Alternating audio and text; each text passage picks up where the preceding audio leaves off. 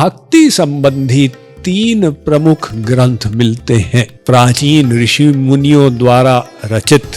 एक नारद भक्ति दर्शन, एक शांडिल्य भक्ति दर्शन और एक महर्षि अंगिरा द्वारा रचित आंगिरस्य मध्य दर्शन। तो वो आंगिरस्य मध्य दर्शन इतना गूढ़ है, बल्कि वो तो लुप्त ही, उसकी कोई लिपि ही नहीं मिल रही।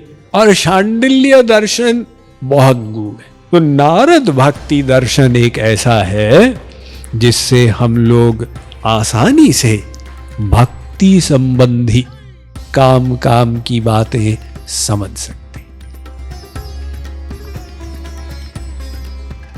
आध्यात्मिक साधना में ज्ञान प्राप्ति का बहुत महत्व है। चाहे हम योग मार्ग से जाएं, कर्म मार्ग से जाएं, ज्ञान मार्ग से या भक्ति मार्ग से, हमें तत्व ज्ञान अनिवार्य हो जाता है। जो साधक भटकते हैं ज्ञान के लिए इधर उधर और बहुत प्रयास के बाद मिलता है, वे जानते हैं कि वो कितनी अमूल्य चीज है।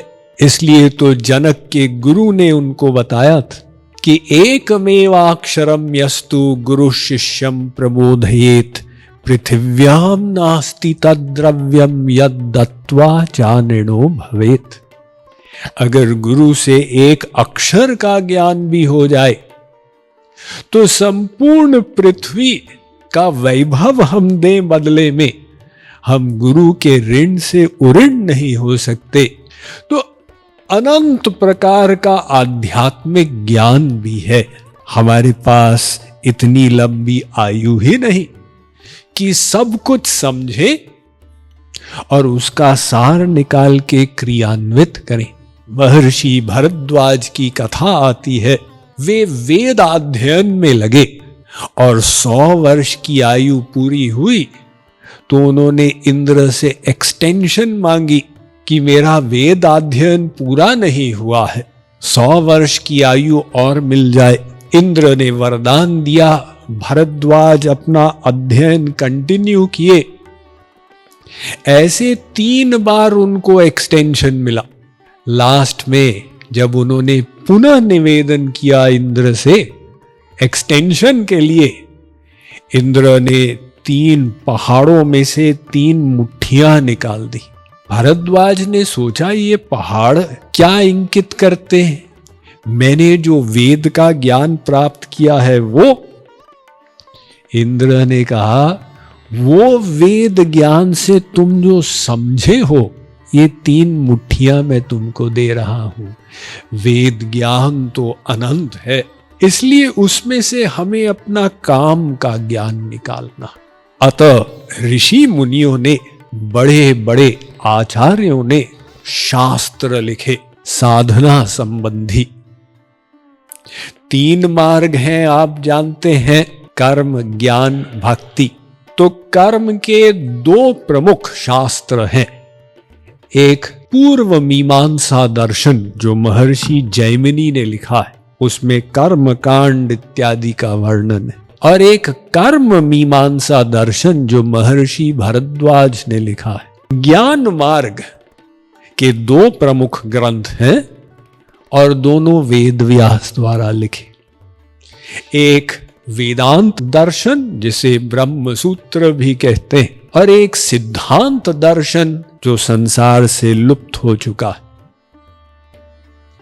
अब भक्ति की बात की जाए, सरल सुखद मार्ग यही भाई, भक्ति मोरी पुराण श्रुति गाई।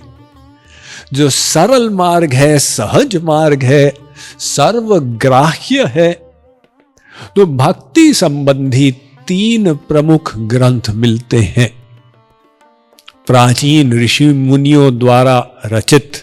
एक नारद भक्ति दर्शन, एक शांडिल्य भक्ति दर्शन और एक महर्षि अंगिरा द्वारा रचित आंगिरस्य मध्य दर्शन। तो वो आंगिरस्य मध्य दर्शन इतना गूढ़ है, बल्कि वो तो लुप्त ही, उसकी कोई लिपि ही नहीं मिल रही।